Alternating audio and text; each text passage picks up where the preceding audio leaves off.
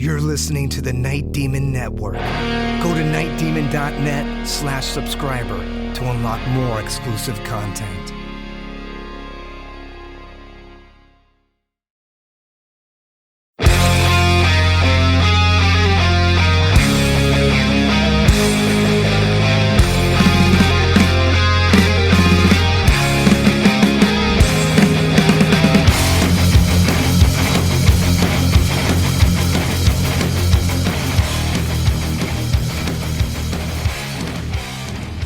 Hello and welcome to the Night Demon Heavy Metal Podcast.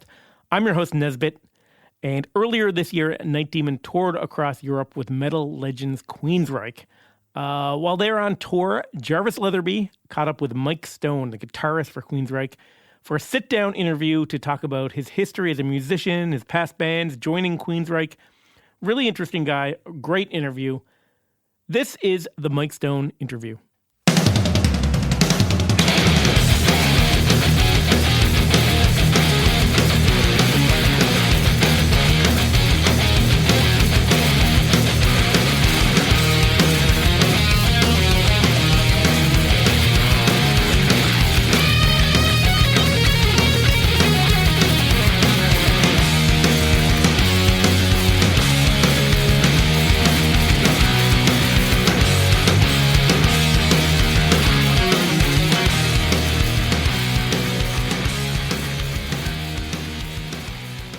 All right, here we go. Jarvis here with Mike Stone, aka Stoney, current guitar player for Queensryche, third time in the band.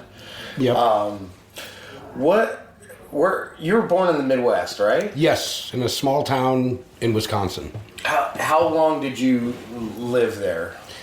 I grew up there, and when I was 18, I was almost 19.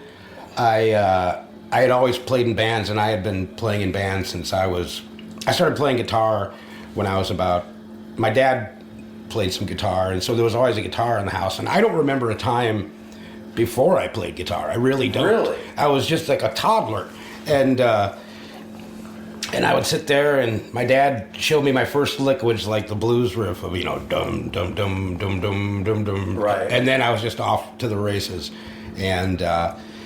And then I just became obsessed. And by the time I was 10 or 11, I started playing in bands with all the grown-ups. And then I've been doing 100 shows a year since I was like 11 or 12 years old. Okay, so when you say playing with grown-ups, so you're already like a session guy. You're playing in bars and shit. Yeah. My parents would have to go, but they were, they were rockers, so they just thought it was the coolest thing ever. My brother played drums. Okay. Is he older or younger? He's older. Okay. And did you guys ever do the Van Halen thing? What do you mean? Like have a band together? Oh, no, we had our first couple bands together. Right. We were in, our first two bands were together. What were they? Ace High. That's when I was like really little. Okay. And then, what was the next band? Livewire with Wise. Okay. And then I gravitated to some other bands, because I lived out in the boonies and met some, I was a teenager by then, and once I could drive, I joined, I played with a few different bands in the Milwaukee area. Right, and so basically, like, you kind of had to go out to, like, the big city. Yeah, when I graduated from high school, and I'd been out of high school for about 6 months, and I've taken this as far as I can take this here, and I still can't believe I had the balls to do this, but I literally sold everything I owned and bought a one-way plane ticket to Los Angeles. Man, that's like, okay, but that's the dream, right? I mean, that's like every success and failure story has that element to it, right? So it's like, because I think about this a lot now, because this day and age with the internet culture, right? Communications, it's amazing. Like, it's so easy to connect with people. However, like guys like us, we still travel all the time, right? Yeah. There is nothing that ever replaces two things: word of mouth and face-to-face interaction with somebody. Agreed. Right? I mean, I always say the best, way to sell yourself is, in person, and really knowing people. Right. And I'm still not on the internet barely. So. No, but I mean, like, I find also a lot of times, like, as I've matured in the industry, is a lot of times I like to work with people I like versus the top talent in a certain area. Do you know what I mean? Well, yeah. I'll take a guy who is fun to be around and has a good attitude about getting better at something or being involved in a project. Yeah, being a good band member and being a bro. Right. Than the person that just has all the talent, right? But one of my favorite authors, Stephen Pressfield, he always said that he's a writer, but he says you have to put your ass where your heart is. Yeah. Meaning so basically the question is like, hey, I live in the Midwest in a small town. I have dreams of being on the top level of entertainment and performance. Do I have to move to LA? Like, the answer is yes. Then you definitely had to, right? Yeah. And I only knew, which is kind of funny.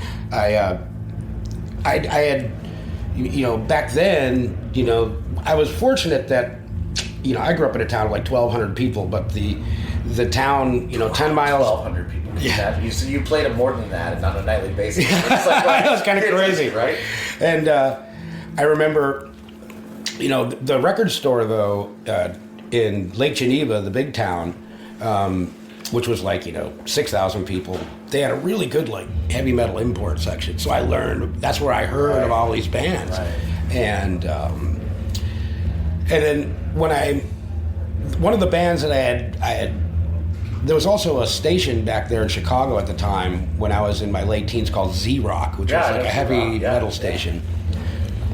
And one of the bands, and I had the record, and one of the bands that was on there was a band that I'd heard in their band from Los Angeles called Eden. Oh, yeah, sure. And, through one person I knew in LA, I heard that they were looking for a singer. And because backtrack a few years, when I was about 16, the singer in my band, who was great, just one day at the end of a show goes, "Thank you, this is my last gig." Yeah.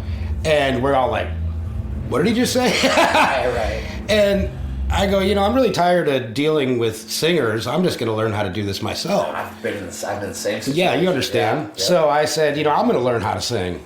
And when I moved to LA, I didn't even have a guitar. I sold all my guitars just to go there. Wow. And but before I went, the one person I knew said, "Hey, Eden, they're looking for a singer," and he tracked down the number of their manager, and I called him and I set up an audition, and the first time I was ever on a fucking airplane, I flew out and I got an audition.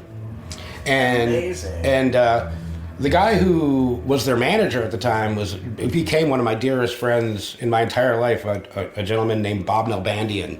I knew Bob very well. Yeah, Bob was I'm very sad to hear of his passing recently. Bob was a very, very good guy, and a guy who stayed true till the end about his love for the scene. Yeah, and Bob gave me he essentially got me my first real gig. I did not know that. Yeah, it's funny how Bob is connected to so many people's beginnings, and whether it's him writing in a fanzine or introducing people to each other or working with record companies, and it's kind of then became obviously a writer and a documentary filmmaker. Of course. But he was such a facilitator for people, and it's kind of like. A lot of times us as artists, we get all the glory by being out there, and the fans know what we do as performers and creators.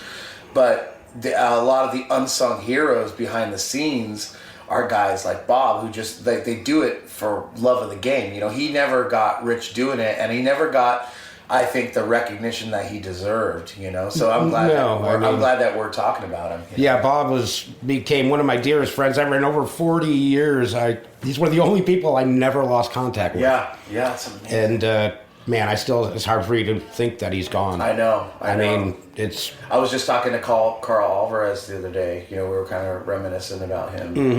But yeah. So I ended up I got the gig singing for Eden, and then I played with them I sang for them for like 2 or 3 years, and for the first 3 to 4 years I was in Los Angeles, I didn't even play guitar, I just sang.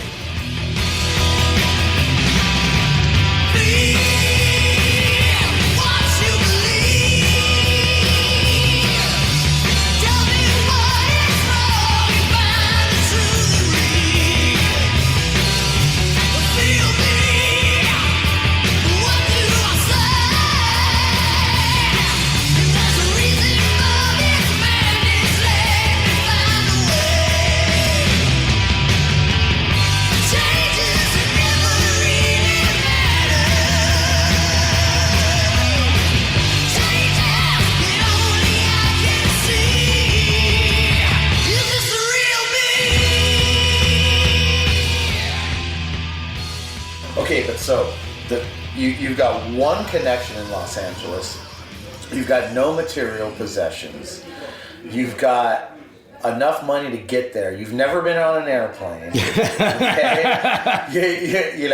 And you're going there, and you heard this band on the radio, and you just but you had to make an effort. At least you had to do things in order to even get in front of these people. Oh, to even get in the game, yeah. Right, I mean, right. Being a kid from a tiny town in Wisconsin, I mean, this was all mind-blowing and honestly, fucking horrifying. Right. Right. Right. And I ended up getting the gig, and then from there, things just kind of, because Eden at the time was one of the bigger bands in Los Angeles, right. and we'd headline the Whiskey and the Roxy and the Troubadour, and, get a lot of great shows. And then Eden kind of broke up. I don't even remember the circumstances, but we all stayed friends. And after that, man, I can't remember where I went next. I think I got the gig singing for Craig Goldie's Ritual. So Craig Goldie is now out of Dio at this time? He had just left Dio. Okay. So we're talking 89? Probably 89, 90-ish. Okay, Probably, okay. yeah, somewhere All in right. there, 88 to 90-ish. Okay. So in the interim, this is the thing. Okay, here's a question that I'm always curious about when I think about guys in bands, right, from back in the day, right? You can read old interviews, you can read Wikipedia articles, you can read these total retrospective pieces about these musicians, right? And I always wonder, what were they doing in the interim, right? You know what I mean? So, what kind of, did you ever have a normal job or a day job? Or, what do you... Because, we're all, even to this day, no matter how successful we are, the middle-class musician is obsolete almost, So it's not like before where the industry had countless jobs. There was tons of studios, and every studio had a guy they even paid to take the trash out. Oh, yeah, there were, the tape op and the assistant and the assistant's assistant. Yeah, and you had backline companies. Yeah, everything. You had writers, you had publishers, you had all this stuff. So, in those days, it's to stay afloat. I mean, did you... what kind of lifestyle were you leading? Were you having to do things like jobs outside of music? I've only had a couple real jobs. I mean, when I was growing up, the Stone family business was a custom kitchen and bath countertops and cabinets, and anyone in the Stone family at some point worked for my dad. And but then I moved to LA, and then I got the gig in Eden, and I learned how to live very frugally, and I lived the band had its own studio, right. kind of like a rehearsal room, right. with a loft, and I just lived there. I still live at my studio. Yeah. And, to this day, And then when Eden kind of folded, I said, I got to get up to, LA proper. And I moved I moved up there. So you moved to Bel Air. Actually, I moved to Burbank. Okay. And then North Hollywood. But I for about a year, I drove a moving truck in Los Angeles. Okay. See, this is where we're getting to. And by the way, for people who don't know, Burbank and North Hollywood basically border each other. Mm-hmm. It's the top of it's the classier side of what we would call the San Fernando Valley. Yeah. Adjacent to like Hollywood, West Hollywood. Yeah, just over the hill. Yeah. And so I did that, and then and it's funny because at that point I had a girlfriend, and we had an apartment. And ironically, it was when I moved in with her roommate was Jeff Duncan from Robert St. Yeah, so we were all roommates. Probably playing with Odin at the time. Yes, maybe? yeah. He was in Odin, right? And so anyway, I'm like, I need to make some money, so I got the job, but I didn't own a car. I did have a motorcycle on and off. I've always had motorcycles, but at the point I started driving the truck, all I had was a 10-speed. Right. And the shop was way out in Van Nuys, probably 9-10 miles from my house. So I'd take my 10-speed at like 5 in the morning, ride out to the yard. Which, like in August at 5 in the morning from North Hollywood to Van Nuys, you're already sweating just walking out. Yeah. And then it would be funny because I'd drive this, 26-foot bobtail all day. Right. And then I would get back to the shop and I'd hop on my bike and pedal the 10 miles home. And I was in great shape. Yeah, right. But then, and I'm still paying the price for that. I mean, I did so much damage to my body as a mover. Really? Okay. I used to, move pianos and things. And the straw that broke the camel's back for me is, like, through this bizarre set of circumstances, a refrigerator fell on my left hand. And I go, I can't do this anymore. Right. So you had a near Tony Iommi. Yeah. Right? And at the time, I'd made some friends by then, and there was a place out there called Valley Arts Guitar. Yeah, I remember Valley Arts. And Valley Arts Guitar, and I've always been like a guitar junkie, and even when I wasn't playing guitar that much, I still loved guitars. And a friend of mine worked at the store, and he said, "Hey man, I might be able to get you a job at the custom shop." So that was like my second real job, which was awesome because I ended up getting a gig at the Valley Arts Custom Shop, and that's how I always remember they made these beautiful like Strat. Yeah, like my first guitar teacher had one, and it was just incredible. Like the Valley Arts stuff and the Tom Anderson stuff, like around that time. Was like quality. Yeah, the custom pros and the California pros, right. And so then from there, I mean, and ironically, a lot of the guys from there went on to. And these guys taught me how to work on guitars. Guys like Anthony Angel, who went to the Fender Custom Shop for a while. Don Grosh was my foreman, Grosh Guitars. Mike McGuire was one of the owners of the company who went on to be the guy who ran the Gibson Custom Shop for years.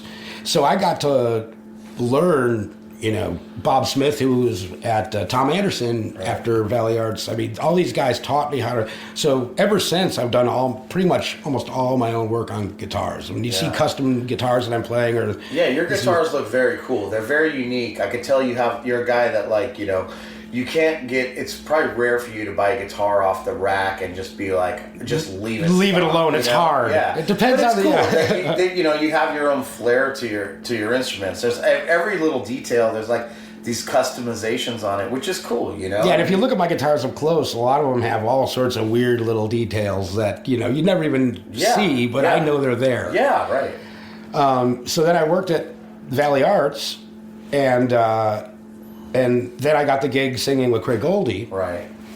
And which was a really cool gig, and we rehearsed ironically out by Sound City. Okay, right. There was like a rehearsal area, where Sound City was. Right. Famous recording studio very famous. Out in the Deep Valley. Yeah. And right off the 170 freeway. And that's it. And one day I had pedaled my bike all the way out to rehearsal, and Craig couldn't make it, but the whole band was there, and his guitar and his whole rig was there. And I'd barely been even playing guitar, you know, and I go, hey man, let's jam, you know. So I plugged into Craig's rig, and I was like, what the fuck am I doing? I love playing guitar. And the next day, I went out and bought a metallic red rosewood fretboard Fender Stratocaster. Uh-huh. And just a stock single coil Strat? Okay. And it was on. Okay. And then 6 months later, I got a gig playing guitar for Bret Michaels when he did his first solo tour. Okay, so you're still playing with Goldie at the time or no? At that time, the Ritual thing kind of fizzled out. And then through some friends of mine, got the opportunity to... So again, so you're networking, and... If there's anything I've ever learned, it's not what you know, it's who you know. Really? Yeah, really. Well, do you think it's a combination of both? I mean, you have to know... I mean, there's nothing better in this business than a solid recommendation from someone reputable. Of course. At the end of the day, if you get the opportunity, you have to deliver the goods. Right. And then, so I got the gig with Bret, and we did a tour, and then from then, I just kept... So what year is this then? This is like 92? 91? 91? Somewhere in there. So this is his first solo record. He didn't even have a record. He just did a solo tour. Okay, he did a solo tour. And who did they have? I think Cece was out of Poison, right? They had like Blue Saraceno, I think. Richie Kotzen, I believe. Richie Kotzen yeah. first, right. And so anyway, I did that tour, and I was also still singing. And by that time, I kind of networked my way. And I worked I didn't have a regular job anymore. I was like a session vocalist most of the time. Okay, but so you're still hustling though. Oh yeah, right. Yeah, you know what I mean? So you're still hustling, but you're doing work now that you love, that you're obviously an expert in now, and all the work, all the side work that you're doing, the making a living work, is in your field, and it's getting you more and more connections the more you go to work. I mean, I'm a firm believer that you create your own reality. Well, sure. Yeah, sure. You know, and you can't wait around for other people to do it. But a lot of times you don't know what that looks like on the other end. You think it looks a certain way. Oh, it's always a lot different. Right. Generally. You know what I mean? Yes. Yeah, and I'm not saying that in a negative way at all. No. I'm just saying it's very mysterious how things appear, right? And you can always trace back how it happened, even from step one, if you really kind of go back down, and you start to realize, like, man, if I never made that one call, or if I didn't get into that car accident, yeah, you know what I mean? Any twist that somehow led you to this place that then led to the rest of it. Right. I mean, for me, honestly, it all started with Bob Delbandian. Right. And then once, Bob was on my team. Right. He knew everybody. Right. Which really helped. With okay. lots of things. So would you say that Bob gave you connections throughout his life, or was it just? Oh, absolutely. Okay. Bob was never stopped trying to hook me up on that's anything, amazing, man. So let me ask about the touring. So you tour with Bret Michaels. Had you ever toured before then? Not on I did van tours and right, but this is like on a nice bus, playing nice venues, staying in nice hotels, and I was like, I get used to this. Right. And then I got off. When I got done with that, I ended up joining a band on Scotty Brothers records called Cellmates. Okay. Which had two identical twin female singers who were fantastic. Cool. And then played with them for a while. And then when I was playing with Cellmates,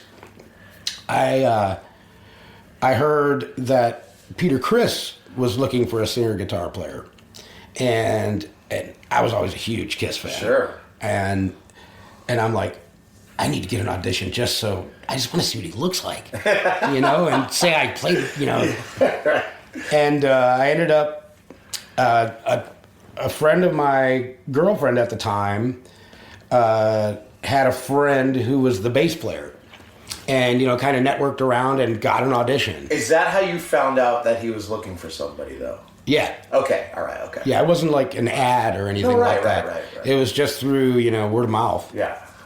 And I went to the audition, and I was like, holy crap, that's Peter Criss, and it was, I'll never forget, like as soon as he started playing drums, it's like, oh my God, that's him. You could just tell, right. And then I ended up getting the gig. Okay, but so like, what when you go in for an audition like that, is it like these are the songs we want you to sing? Yeah, well, they gave me 3 songs, and they were Kiss songs. Yeah, and then I think there was 2 Kiss songs and 1 Peter song.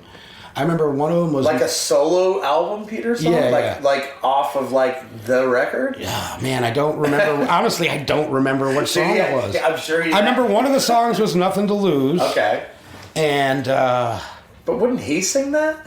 I mean, did he ask you to sing Beth too? I mean, I did it sound checks a lot. Because like once I got in the band, Peter and I kind of split the vocals. Like, no shit. Mm-hmm. I see Gene doing that now with. We played a festival with him, and I was like really stoked because I'm like, oh shit, they're playing Motorhead, and then he just like kind of lets the drummer sing it, and I'm like, no, Gene, like we want to hear you do that. Like, you know what I mean? So that's interesting. So and then I ended up touring with Peter, and I did an EP and a full length album with him.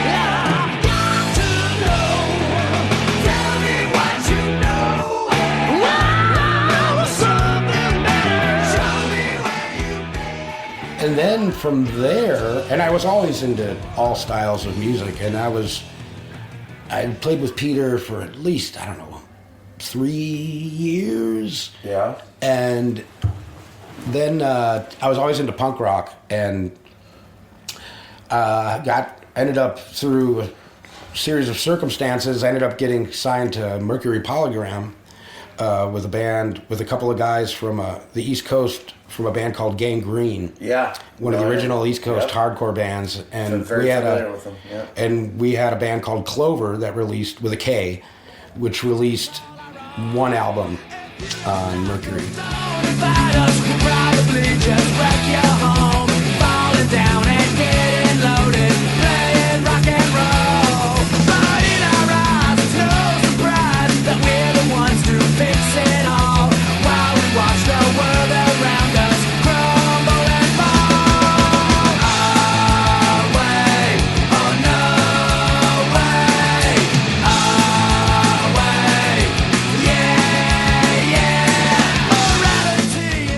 And then we were on tour, and somewhere on the road, we got signed by like Ed Eckstein, the president of the label at the time, and then I think Polygram got bought out by Seagram's, if I remember correctly. Seagram's? I think so. The booze company? Yeah. No shit. And they fired everybody. Well, of course. That's we were on the road, and they pulled our tour support. Yep. And that was it.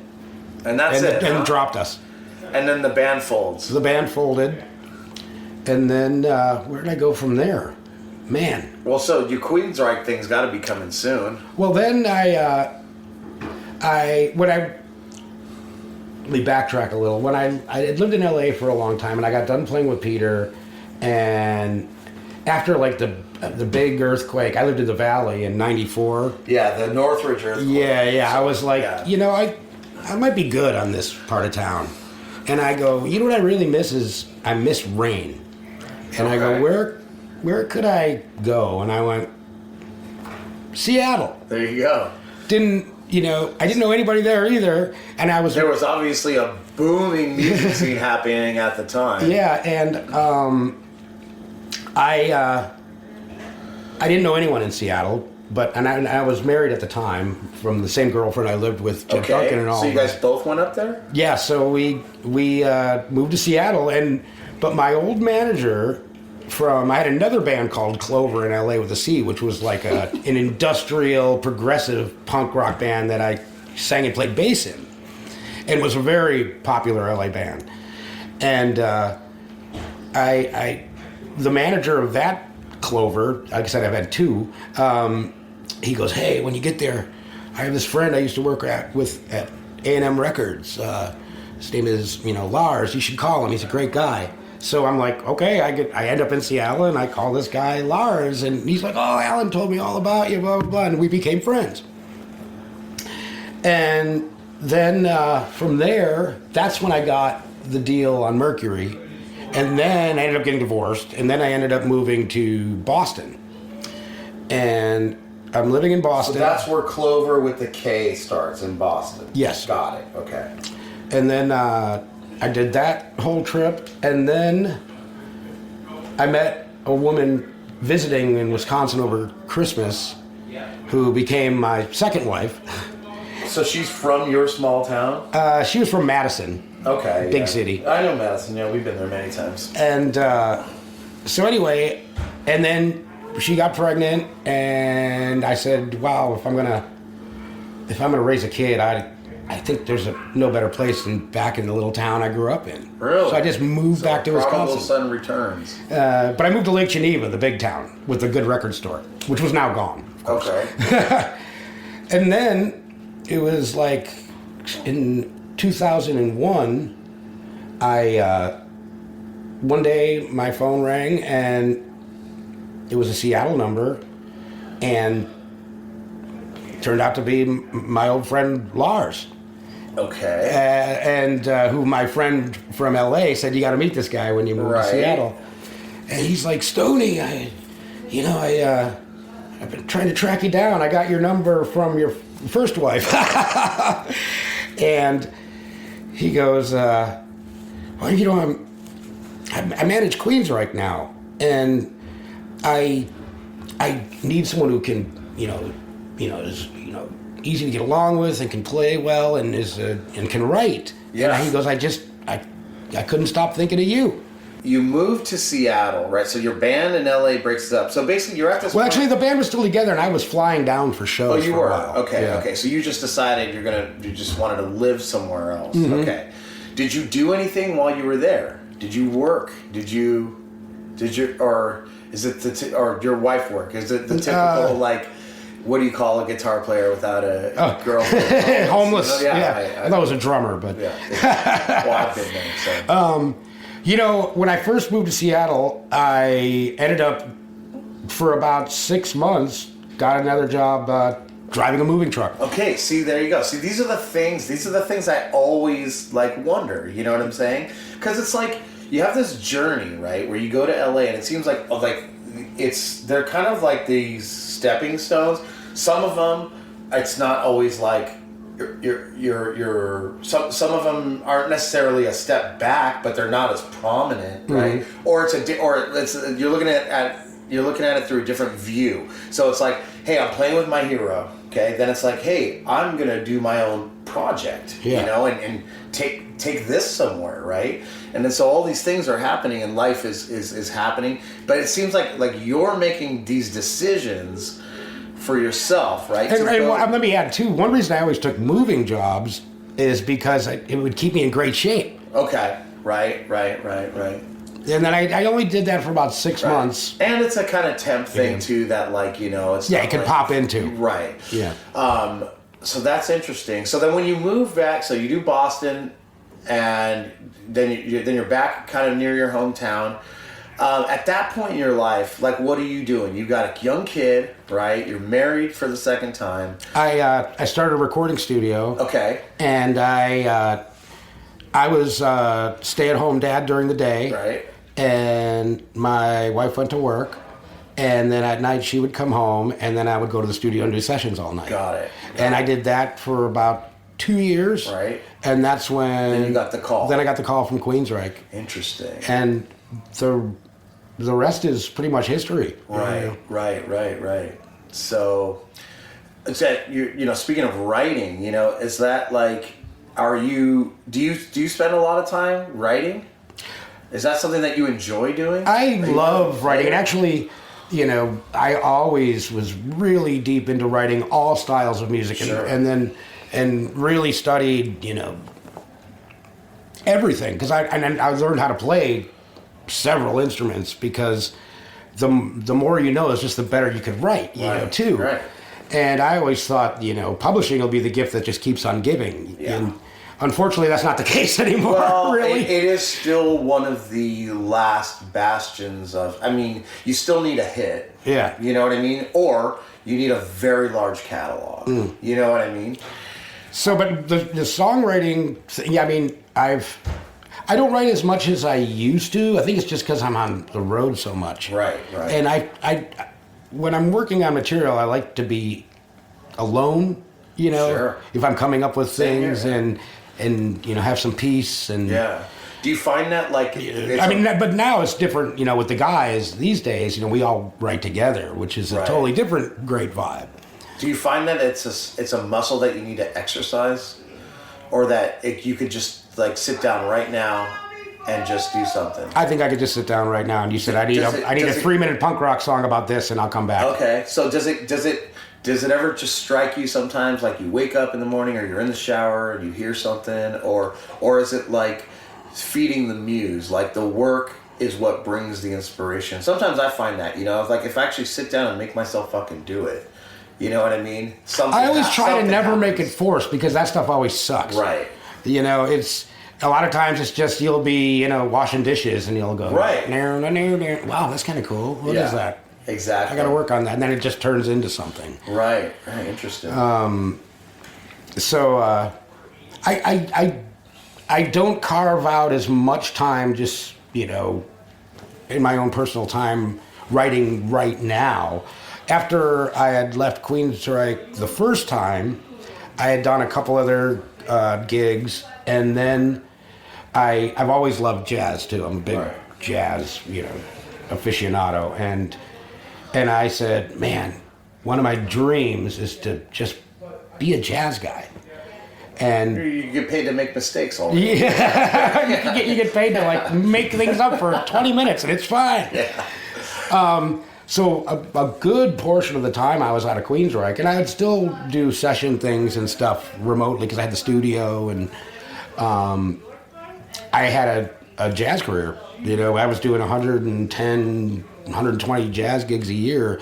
Very different. I wore a suit and tie and, corporate gigs and wineries and distilleries. And is that something that you had to go and hustle and get those gigs? Oh, yeah, I started from zero. So are you playing like solo jazz guitar? Or No, you it with was. a band? I always had a trio, and Okay. sometimes I do a duo. Okay. I released technically, I guess, 3. The first one was very jazz influenced, and then there was. Right. But the Mike Stone trio was very 30s, 40s era swing. Oh, okay, right. old- So, yeah, you were telling me you were into some Django shit. And and then I discovered Django, and then also during that period, that's when I really started studying jazz composition. Okay. And that's when I think I really learned how to play. Interesting. Because it gave me a whole new way of looking at stuff. And, a lot of rock guys are, they're afraid of playing an F and B flat. Yeah, but and, some of the Queensryche stuff. No, yeah, which, I'm like, holy shit. That's one of the things later, and I had already been in Queensryche for a tenure at this point. Yeah. But then once I went back and really started studying jazz, number one, it does amazing things for your chops, and like I said, I was playing all these instruments, and I played I played upright bass on the records and drums on a lot of the songs, and Right. But then when I got a call from Queensryche again, I was reviewing, and all of a sudden I had this whole new take on it, where Absolutely. I could see the composition style of Queensryche in a whole new way. You could take a song even because I was a fan growing up, especially the first 5 records. And when you take a song like a very catchy song like Walk in the Shadows, if you listen to what the guitar is playing on the verse, I used to sit in my bedroom and go that's just wrong. Yeah, well, yeah. Because they'd have the guitar tab books, and sometimes they You're were that's not a real chord. They weren't, or just a right. It's that's not even in the right key. This is not. Yeah. This makes no fucking sense. And then you listen to the record and go, God, that is what they're doing.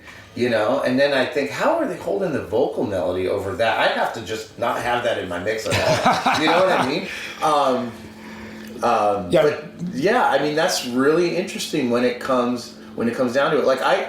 I took a break from punk and metal for a good 8 years and was doing like soul and rockabilly, and like that made me better at metal. Oh, you know? Yeah, I mean, I started to understand all the notes in these chords and go, wait a minute, like I could make heavy metal more melodic and more musical and still keep the heaviness. Yeah. I mean, I also love rockabilly. I love country. I'm really into like chicken picking and all that kind of stuff. And I've done a few country gigs, and I recorded a country record that I never released. I got to revisit that some of these days. Well, these days you can just put it out there. You know what I mean? There's no gatekeepers to stop you from that, you know? Yeah, but from playing jazz, though, like I said, it gave me a whole new way to look at the Queensryche material.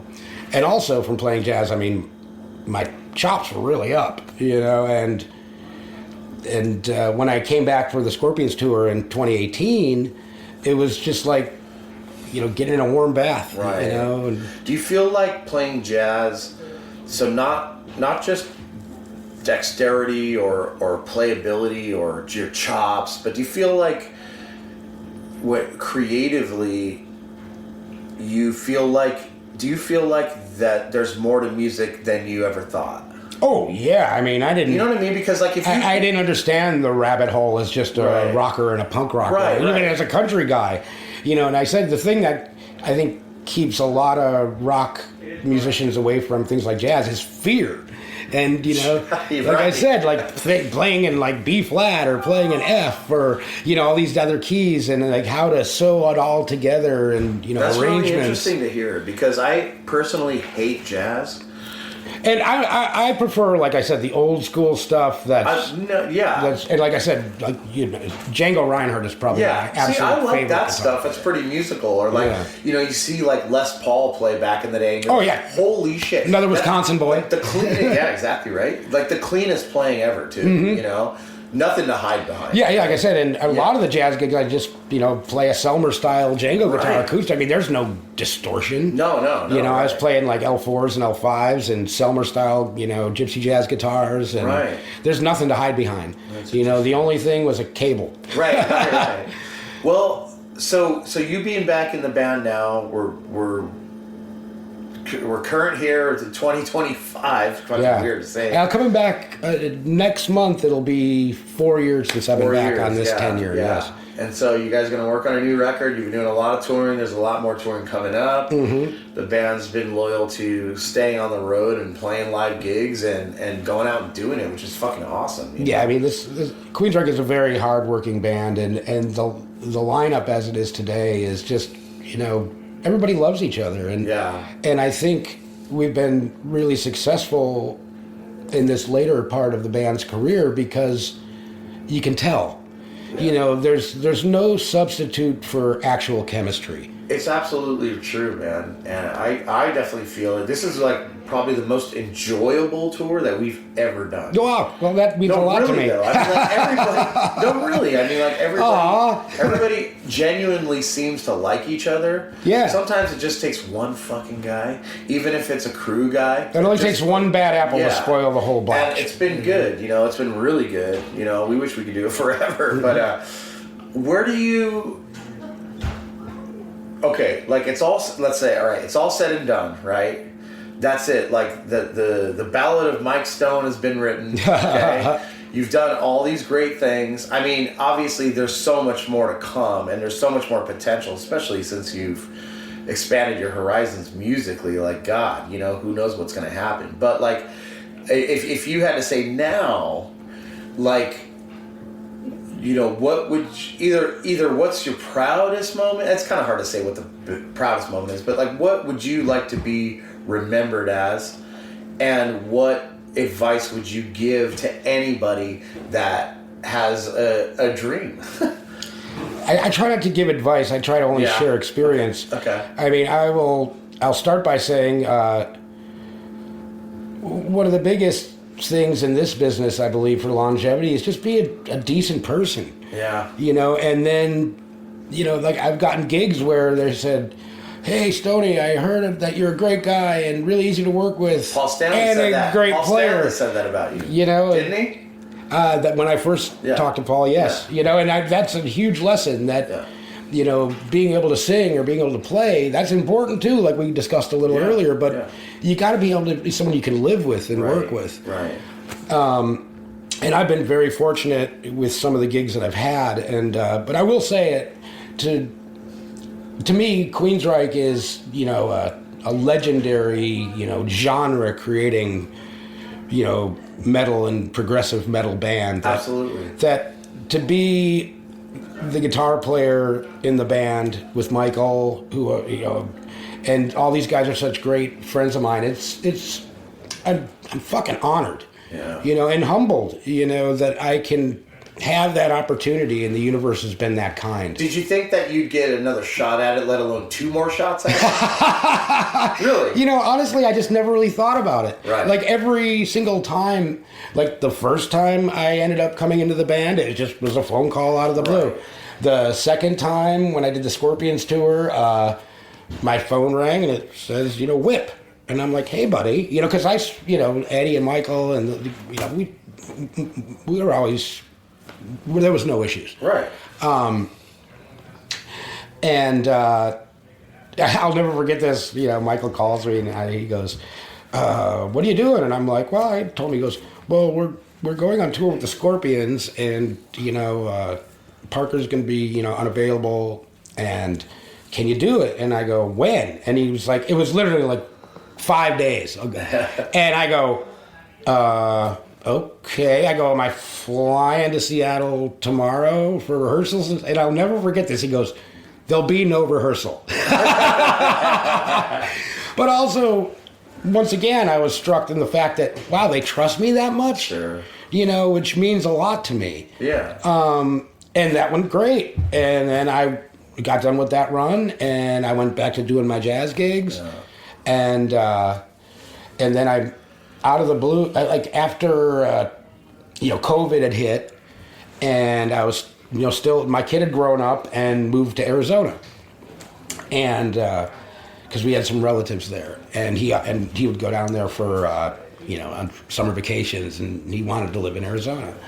And in 2020, I was out shoveling the driveway in like 20 below zero, and I went, I'm never doing this again. And ended up getting a place in Arizona and just, once again, didn't know anyone except my kid and a couple in-laws. Right. And just moved to Arizona. And I remember, and my wife at the time was also the bass player in my jazz band. Oh, wow. And so I just planned on moving to Arizona and just firing it back up again once I got settled.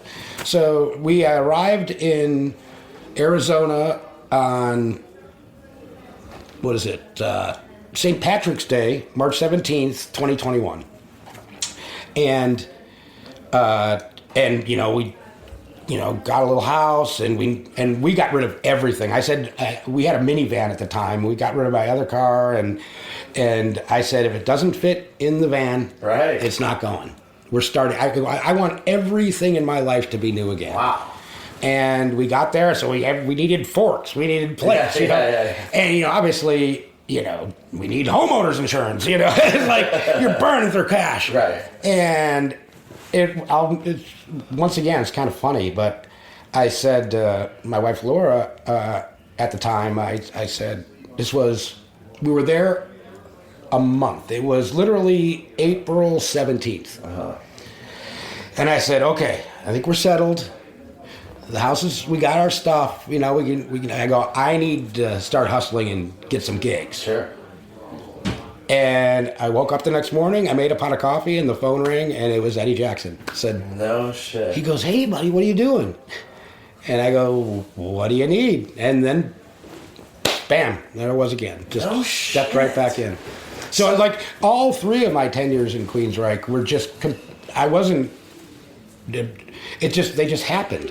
Yeah, but like you said, like you do create your own destiny in a way. So you put that intention out into the universe. And again, like I said, to my credit, it never looks like the way you think it's going to go. No. Like you're thinking, I'm going to go out and start going to places and start promoting the Mike Stone Jazz Trio. Yeah. And then Eddie Jackson calls you. Yeah, right? You literally the next day. Yeah. I mean, that's the universe giving you signs. Well, look, I had a similar thing. The first touring band that I ever played in, it was my favorite band, literally my favorite band. They were the biggest band in my high school. Mm-hmm. They went on to get signed and make a couple records and do really well. And I had a job working at Guitar Center. I was 21 years old, mm-hmm. but I was like a fucking all-star there.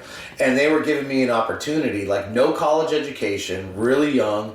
They wanted to move me across the country to fucking run a store and pay me $75,000 when I was 21. Yeah. And I was like, man, this is I'm never gonna get this. The same day that happened, I was asked to join my favorite band, and I chose to do that. Yeah. And I was broke for years. Uh-huh. But you know what? I wouldn't have ended up here today. No. You know what I mean? So I feel you, man. That's it. Never looks. I always call you just gotta ride the wave. Yeah. You know. But I do believe you do need some intention. You need to you got to focus on what you really want and go after it too. I mean, I just, at least me personally, I don't like to really just ruffle in the wind. No, no, I don't either. I like to stay focused no matter what I'm doing, if I can. Right.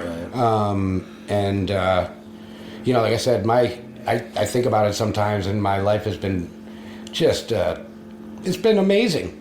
And I've been so fortunate, and I've gotten to work with, many of my heroes, and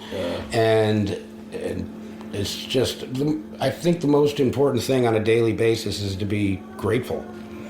And that energy just comes back to you. Yeah. I don't take any of this for granted. I'm like, dude, I'm so fucking blessed, and the universe is kind. Yeah. I mean, the world can be very cruel, but if you just let go, and be, and you stay committed. I mean, one of the things people always ask, how did you make it? I go, just never give up. Just don't give up, yeah. Well, I think that's a good place to end it, man. Thank you. Right on, buddy. All right. Love you, man. You too. Well, that's it for this week and for the Mike Stone interview. Lots more interviews actually coming your way if you dug that one. As always, I'll mention the subscriber section on nightdemon.net. It's a massive archive of live shows, unreleased tracks, photo galleries, demos, all kinds of bonus content. But you have to be a subscriber to get access, and you can check out nightdemon.net on info on how you can become a subscriber and get access to all that bonus content. Until next week, this is Nesbitt signing off.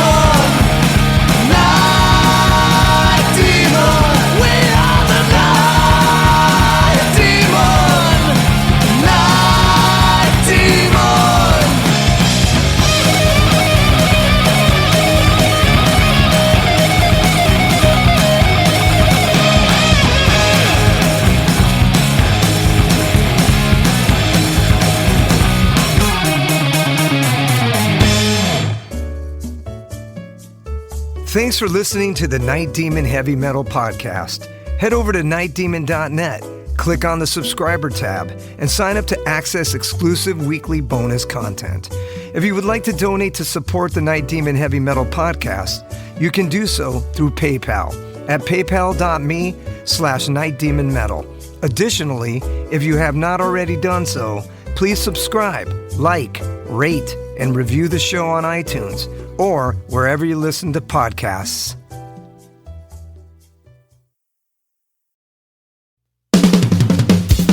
All hail, Night Demon Heavy Metal Podcast listeners. This is Dusty Squires chiming in to tell you about my brand new signature sticks from the London Drumstick Company. I've dreamt of having my very own drumsticks ever since I was a wee lad, and LDC made that a possibility for me. Founded in 2016 in London, England, the birthplace of heavy metal, the London Drumstick Company has trailblazed a path through the music industry and taken the drummer world by storm. When I met them for the first time, they knew their product was going to withstand the beatings of a Night Demon show. They took the time to work with me on getting everything just right. The balance and weight of my sticks are the same no matter what, and the durability is bar none the best I've ever had.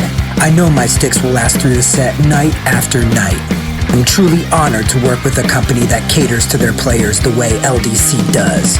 Their innovation and attention to detail is what separates them from the rest of the stick makers out there. Their custom stick sleeves are unbelievable and really make the entire presentation complete. Wait until you see the design they came up with for me. It blew my mind and was a surprise to say the least. They have all kinds of amazing swag, including hoodies, t-shirts, drummer shorts, drum keys, stick bags, towels, face masks, practice pads, and much, much more.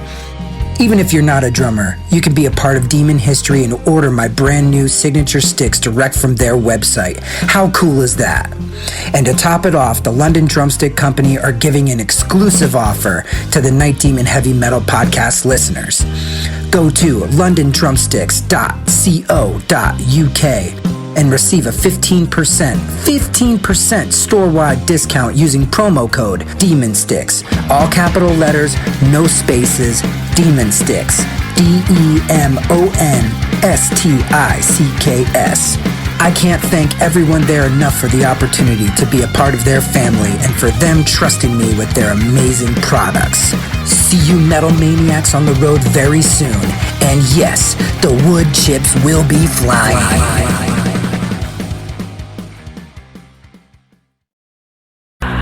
Greetings, boils and ghouls. This is your comrade, the Crypt Keeper here, reporting dead from the sanctuary of the strange. Tonight's macabre myth is a fright-filled feature, one overflowing with monsters, madness, and magic.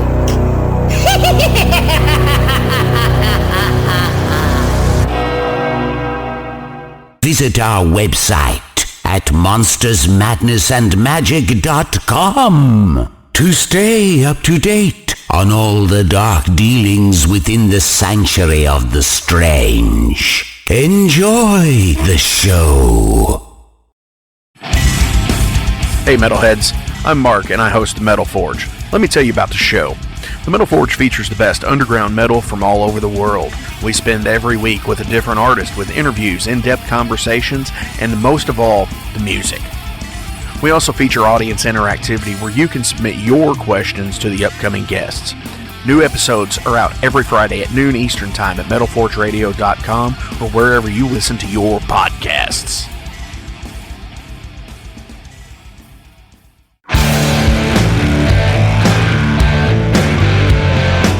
Want to know what's going on in the world of music? Then tune in to the Nothing Shocking Podcast, a non-genre based, all ages friendly rock and roll program. Join us weekly for interviews with all your favorite rock stars from the mainstream to the underground. You can find us at nothingshocking.libsyn.com or anywhere you download podcasts.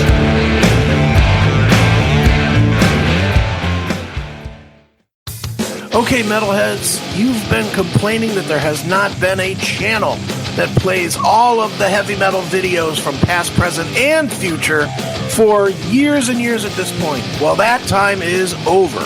Heavy Metal Television is back. HeavyMetalTelevision.net is the website. Go there. You can see videos playing 24/7, 365, all the time, all the best from the old school, the new school, and everything in between. Check it out, HeavyMetalTelevision.net. It is where the metal is.